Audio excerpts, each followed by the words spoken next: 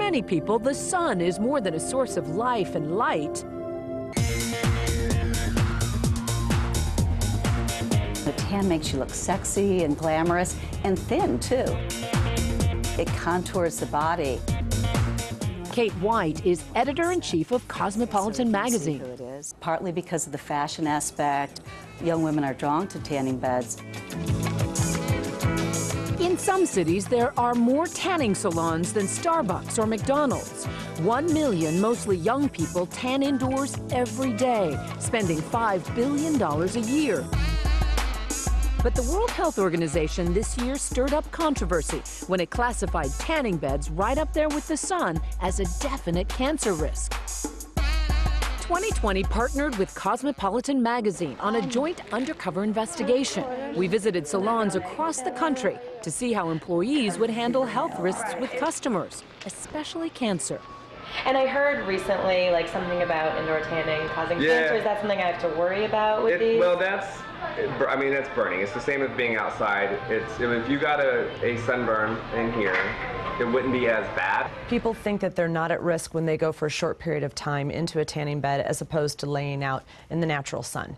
We asked board-certified dermatologist Dr. Carolyn Jacob to review our hidden camera tape and cut through the hype. Yeah, because I just heard about, like, you could get cancer from indoor tanning beds. It's a whole, you know, the Dermatology Association lies in bed very closely with big companies like Neutrogena, who are looking to promote their product, sunscreen. And it's very, once you dig into the facts of the whole industry, it's really scary.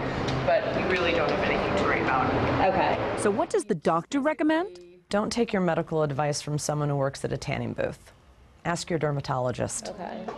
The dubious advice didn't stop there. Like, how often could I come with my skin tone? It's up to you. You could come every day if you want. You just can't tan 2 times in one day. The clerk also suggests tanning for twice the amount of time recommended by the manufacturer.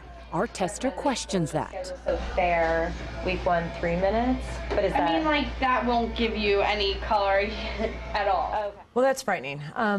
Firstly, she's showing her the bed and saying that, no, don't even bother with the 3 minutes. You won't get a tan. I'm going to put you in for more than double that time.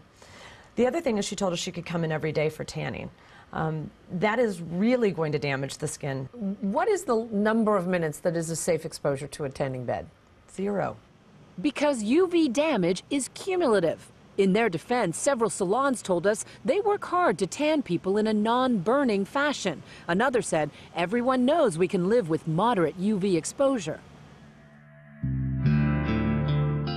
I didn't even think about it. I looked good and I got sort of addicted to that feeling. 22-year-old Amanda Aaron started indoor tanning at age 14, believing having a base tan would protect her from a sunburn while on vacation.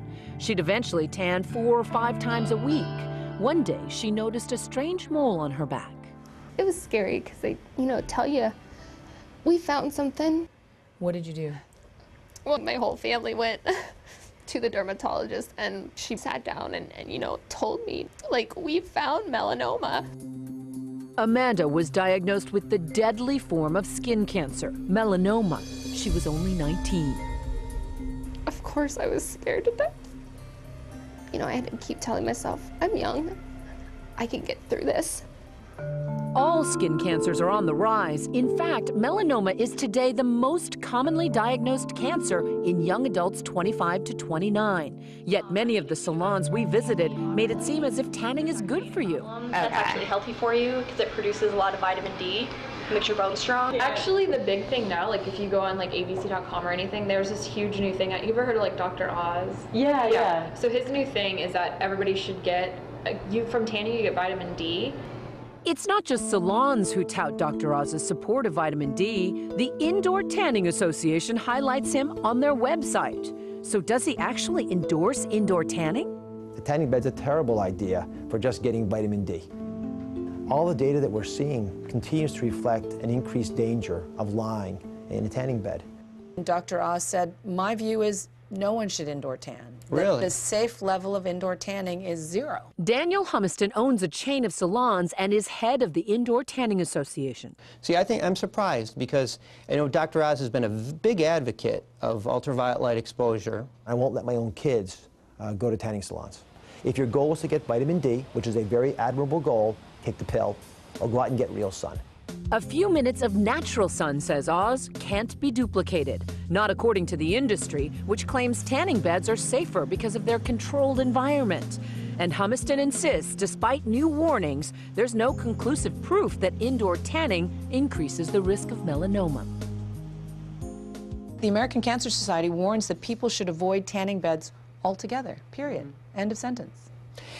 You know, the only thing I can say is that, you know, they've not always been right.